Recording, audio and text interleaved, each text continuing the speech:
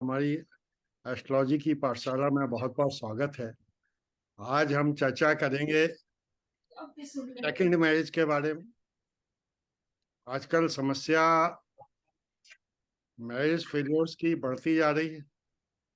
मैं जानना चाहूंगा प्रोफेसर एस्ट्रोलॉजी अनिल जैन साहब से कि पहली मैरिज करते समय ही पता लग जाना चाहिए तो फिर सेकंड मैरिज होगी ही नहीं, तो कहाँ गलती होती है, कैसे गलती होती है, और अगर उस समय पता नहीं लगता है तो क्यों नहीं पता लगता है, और बाद में जब पता लगता है तो सेकंड मैरिज के बारे में सफल होगी नहीं होगी, इस बारे में हम जनपत्री को किस तरह से बहुत सरल तरीके से पढ़ें ताकि हमारे साथी लोग भी अच्छी तरह अवगत हो जाएं।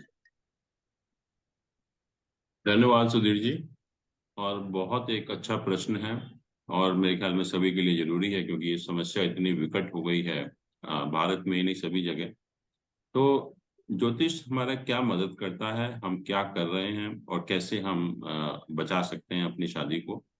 सबसे पहले हमें ये समझना पड़ेगा कि ज्योतिष के अनुसार शादी है क्या। और अक्सर लोग कहते हैं कि जो सातवां भाव होता है हमारी शादी का होता है। और सातवें भाव की जो पोजीशन है, स्थिति है हमारे जो जन्म पत्री में, बहुत विचित्र है। और ये जो पोजीशन है ये 11th हाउस से तो 9th हाउस है और 9th हाउस से 11th हाउस है। 9th हाउस हमारा भाग्य का होता है और 11th हाउस हमारा गेन का होता है, मतलब भाग्य में वृद्धि।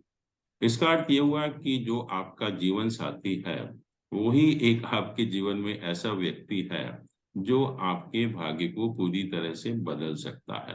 और कोई भी व्यक्ति आपके भाग्य में जरा सा भी परिवर्तन नहीं ला सकता। दूसरी चीज ये है कि हम स्वयं अपने आप को प्रथम भाव से देखते हैं और आपका जो स्पाउस है, जीवन साथी है, उसको हम 7th हाउस से, 7वें भाव से देखते हैं। और आप पहले भाव में कोई भी राशि रखकर देखिए, 1 से 12 तक जो भी राशियां हैं, आप देखेंगे कि जो 7वें भाव में राशि आती है, दोनों के स्वामी एक दूसरे के दुश्मन होते हैं, एनिमीज होते हैं। इसका अर्थ ये हुआ कि शादी दो ऐसे व्यक्तियों के बीच में होती है जो आपस में, मैं कहूंगा एनिमी तो नहीं कहूंगा, बट हमेशा विपरीत नेचर के होते हैं। कभी भी आप देखेंगे हस्बैंड वाइफ का नेचर एक नहीं होगा, और शायद उसकी जरूरत भी है, क्योंकि अगर हस्बैंड वाइफ का नेचर एक सा होगा तो फैमिली नहीं चल सकती। कुछ ना बैलेंस करने के लिए कुछ ना कुछ जरूरी है उसके अंदर जो है। तो एक जो मैरिज है, बहुत एक हमारी लाइफ का इम्पोर्टेंट एस्पेक्ट है। और सनातन धर्म में या धर्म में कहा भी गया कि marriages are made in the heaven. और मैरिज जो है दो आत्माओं का मिलन होता है, ना कि दो शरीर का। ये ज्योतिष कहता है। और आप देखिए कि जीवन साथी आपके जीवन में कितना उसकी महत्व है, क्योंकि वही एक ऐसा व्यक्ति है बट दोनों का नेचर अलग अलग है। तो ये एक बहुत डेलिकेट रिलेशनशिप है। और उसी डेलिकेसी के साथ जब तक हम इसको डील नहीं करेंगे, our marriage can not be successful unless we are affectionate to each other, unless we trust each other, unless we respect each other, there cannot be prosperity in the family. तो ये तो ज्योतिष ने कहा कि marriage हमारी life का कितना इंपॉर्टेंट एस्पेक्ट है। अब क्वेश्चन ये है कि आपने जो प्रश्न किया कि जब हम मैचिंग करते हैं हॉरोस्कोप और फिर ये शादी टूट क्यों जाती है। टूटनी भी नहीं चाहिए, बिल्कुल सही बात है कि अगर हम ज्योतिष की सलाह लेंगे, और हमने कहा कि ज्योतिष में बहुत अच्छे बताया गया, मेथड बताया गया कि किस तरह से हम मैचिंग करें शादी से पहले जो है, जिससे कि मैरिज जो है बहुत सक्सेसफुल रहे।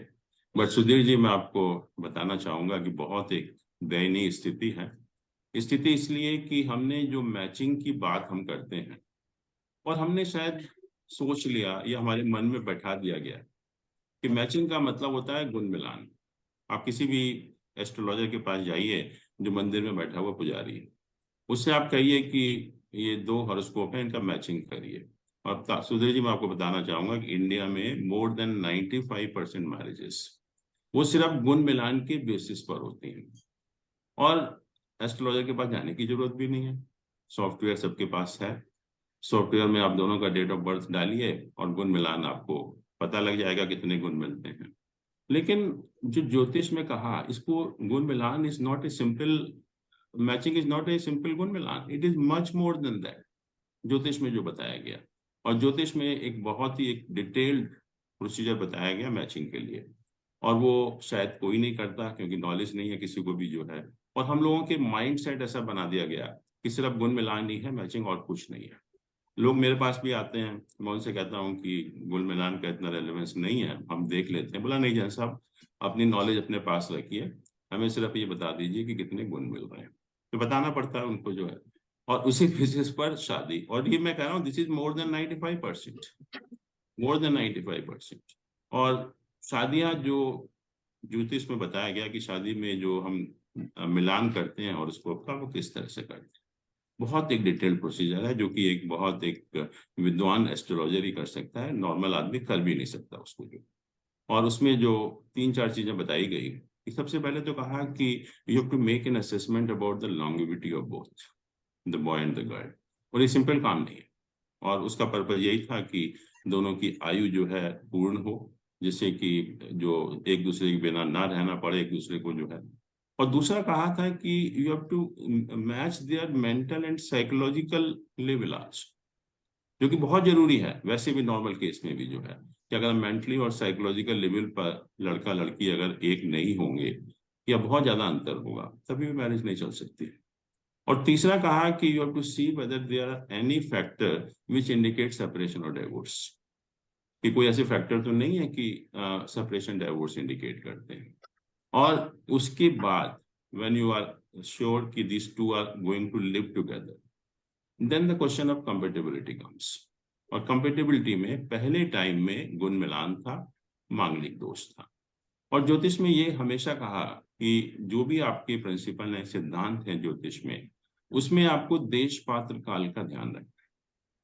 और ये जो मैचिंग के गुण मिलान का कंसेप्ट बनाया गया था कंपेटेबिलिटी के लिए, वो शायद उस टाइम की सोसाइटी के लिए ठीक था, जबकि जो सोसाइटी थी मेल डोमिनेटेड सोसाइटी थी, और पर्पज ये था कि the girl should not have any से इन द फैमिली मैटर्स।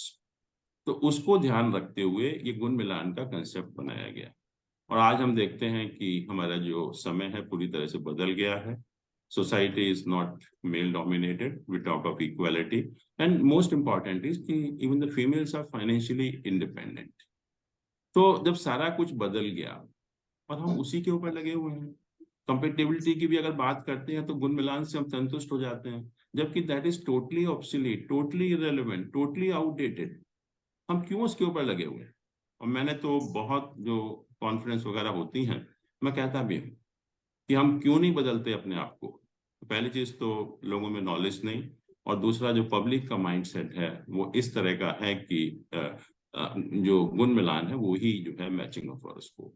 तो जब तक हमारे अंदर एक अवेयरनेस नहीं आएगी कि जो गुण मिलान है वो मैचिंग नहीं है, वो उससे कहीं ज्यादा है, और जब तक हम एक अच्छे एस्ट्रोलॉजर के पास नहीं जाएंगे जो जिसको ज्ञान हो, तब तक हम मैचिंग नहीं कर सकते। और दुर्भाग्य यही है कि मैंने कहा कि 95% मैरिजेस हमारी सिर्फ गुण मिलान के बेसिस पर हो रही है, जो कि मैचिंग है ही नहीं, टोटली इरेलीवेंट है आज की डेट में।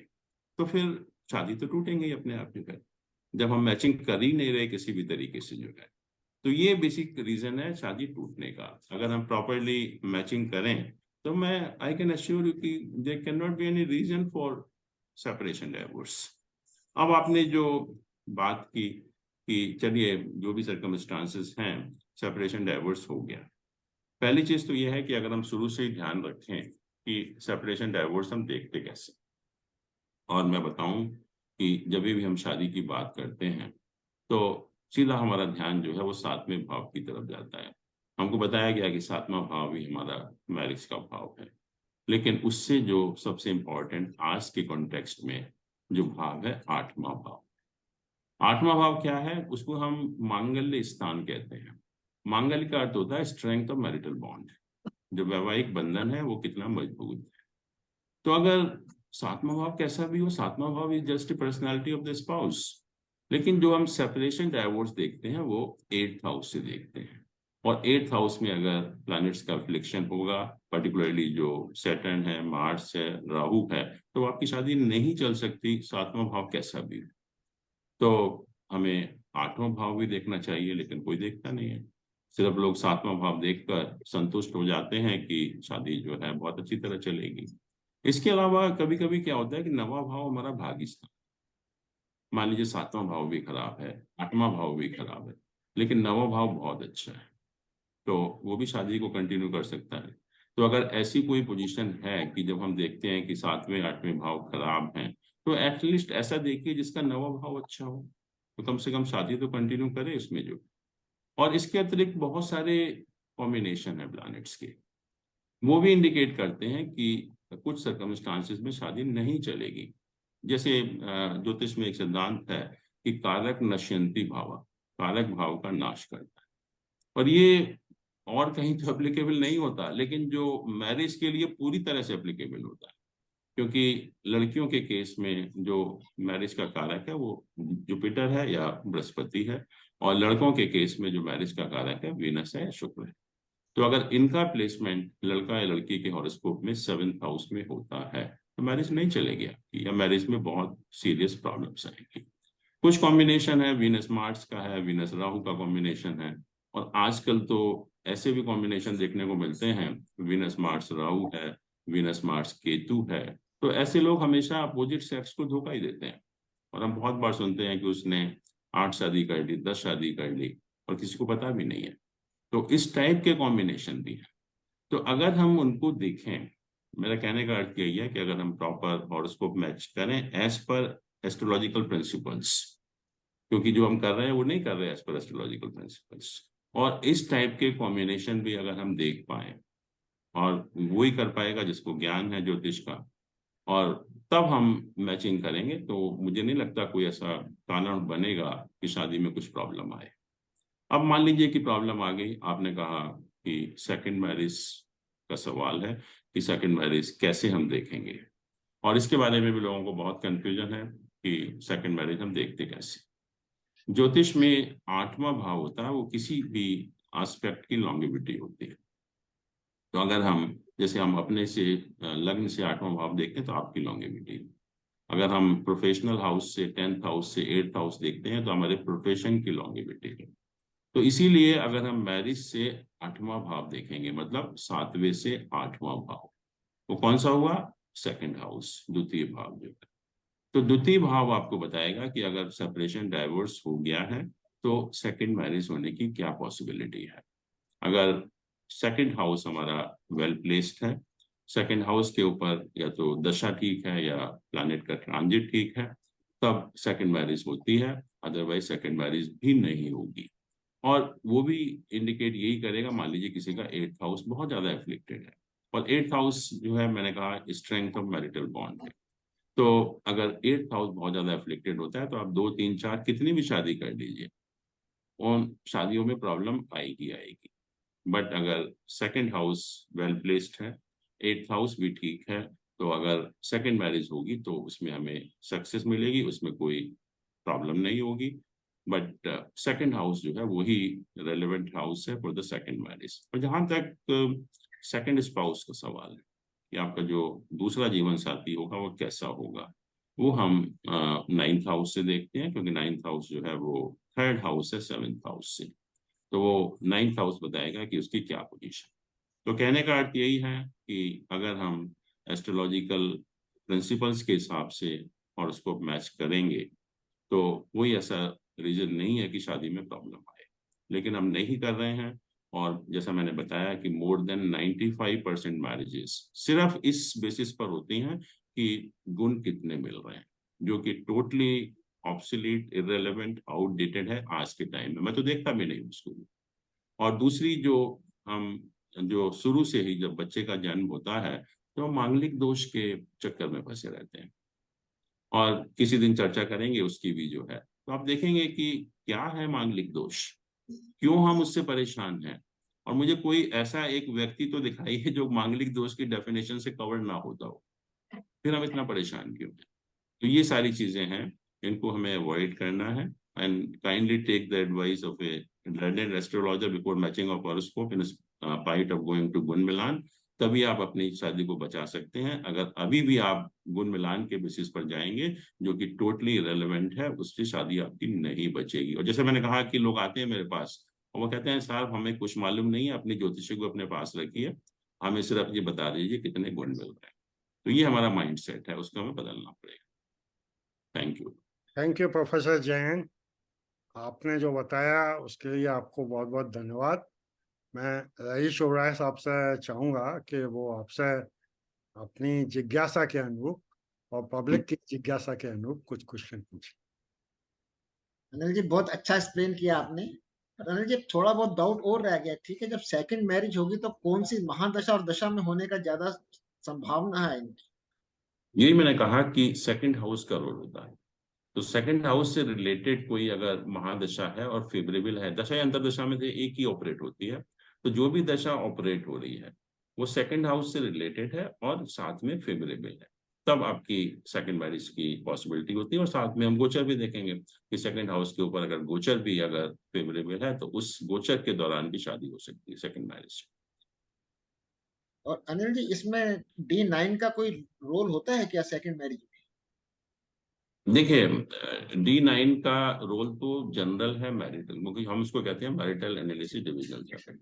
अगर D9 हमारा फेवरेबल नहीं है तो कितनी भी शादी हो मैरिटल प्रॉब्लम रहेगी रहेगी जो है।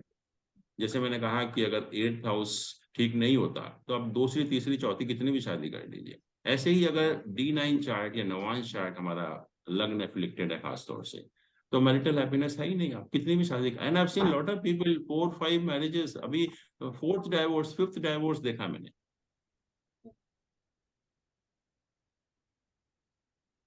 Thank you.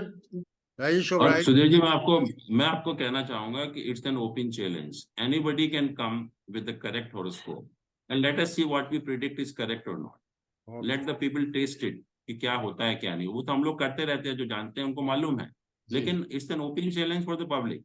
They can come with an horoscope and let us see what they want